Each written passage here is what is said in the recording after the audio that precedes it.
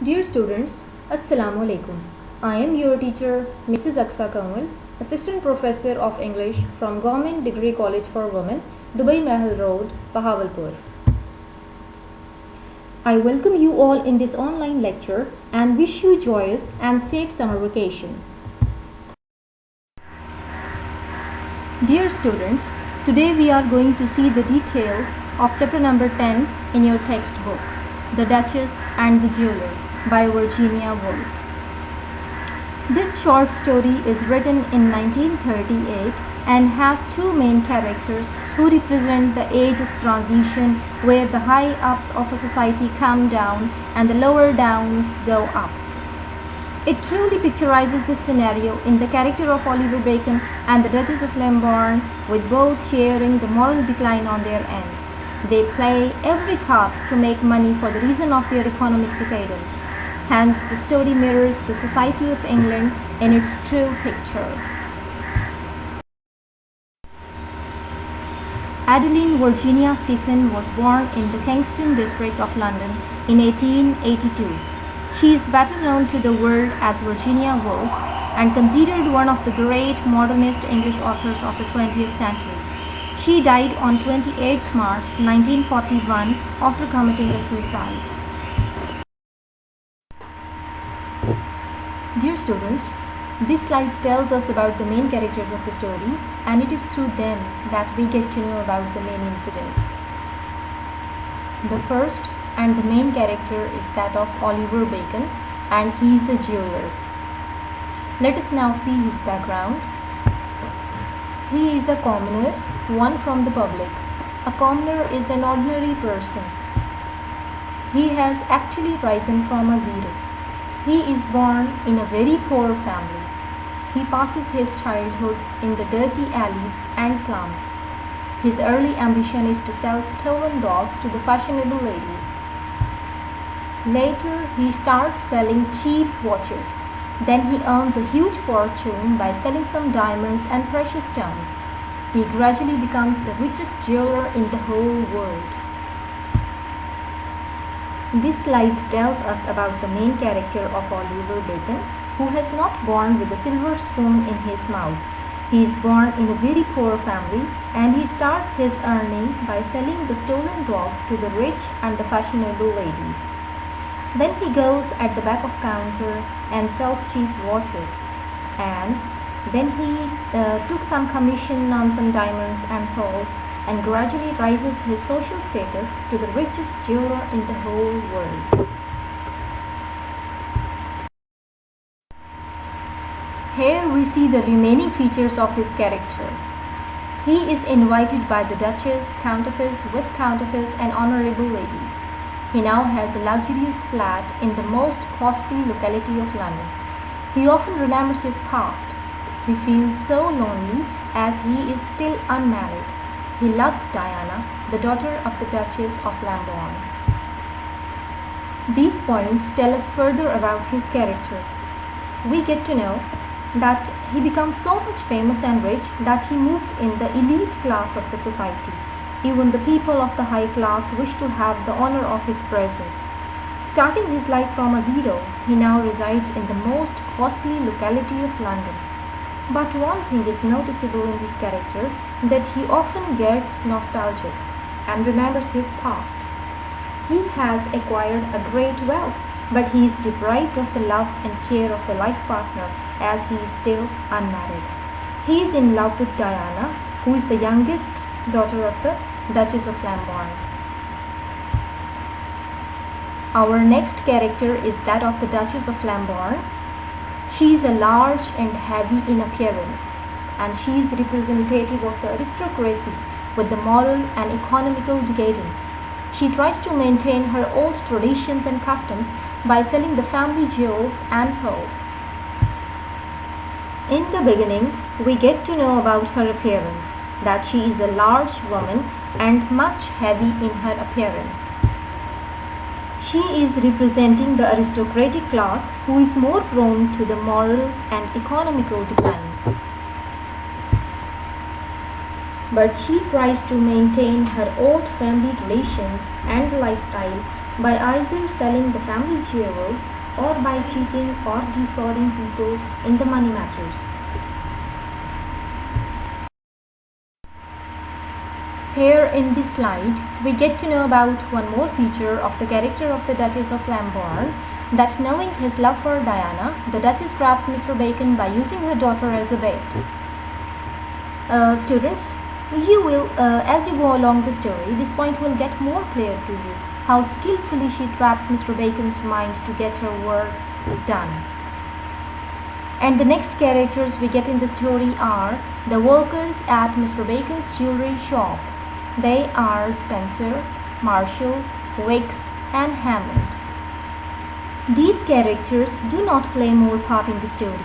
Rather, they are used to indicate how gracefully Mr. Bacon walks through his shop to his private office and acknowledges their presence at work by mere lifting of a finger.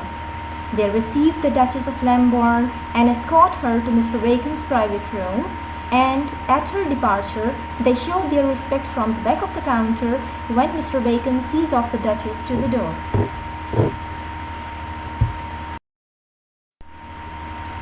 Now we have come to the action of the story, and as you know that every action involves some setting, and this scene takes place at the dark little shop in the street of Pont Street in Piccadilly, London. And we see that Mr. Bacon comes to his shop of jewelry where his workers are already present. Crossing them, he goes to his private room. Mr. Bacon is sitting in the private room of his shop with his safe open and examining the diamond and the costly pearls. His phone rings on the table. Dear students, the action of the story starts with the elegant arrival of Mr. Bacon to his shop, where his men are already present. Mr. Bacon directly goes to his private room in the shop. He removes the curtains and opens the windows and lets the daylight and the sound of traffic comes in. Then in a carefree manner, he slides open the safe of jewelry and starts examining his countless jewels, diamonds and pearls. Soon his phone buzzes and he receives the call, which is from the counter of his shop.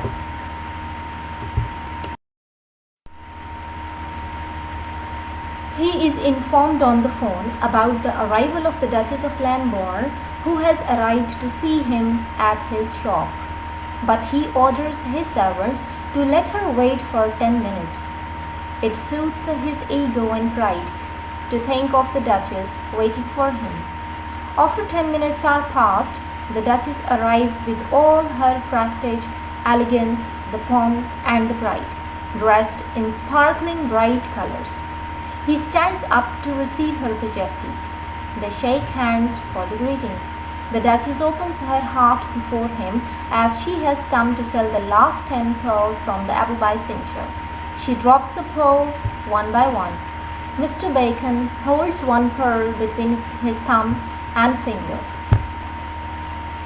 Here we see that the action has a slight progress. Mr. Bacon is informed on the phone about the arrival of the Duchess of Lambourne, but instead of allowing her to come, he orders his servants to keep her in wait at the counter for 10 minutes. This shows his moral decline.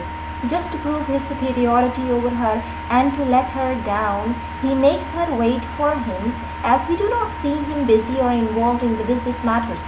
And right after the 10 minutes, the Duchess is escorted by Mr. Hammond. And what a magnificent arrival it is, as is described in the text.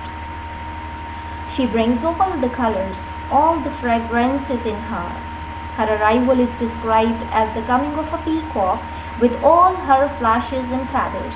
Mr. Bacon stands up in her respect and shakes hands with her. After she takes seat, she opens her heart, or she describes the purpose of her arrival, that she wants to sell the last 10 family pearls for her daughter's marriage. And then from her wash leather pouch, she takes out the pearls and drops before her. Mr. Bacon picks one of them and holds it between his finger and thumb.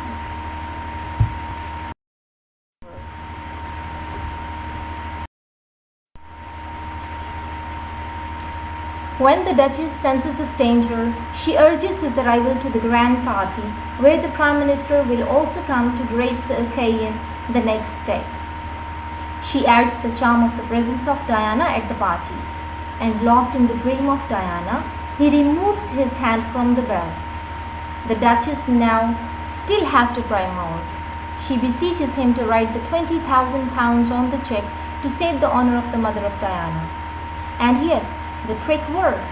He takes out the chequebook and writes 20 on it. The portrait of his old mother is hanging on the wall with eyes fixed on him as if warning not to be fooled.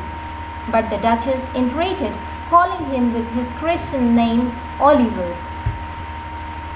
Now let us see these lines in detail. The Duchess does not want Mr. Bacon to test these pearls.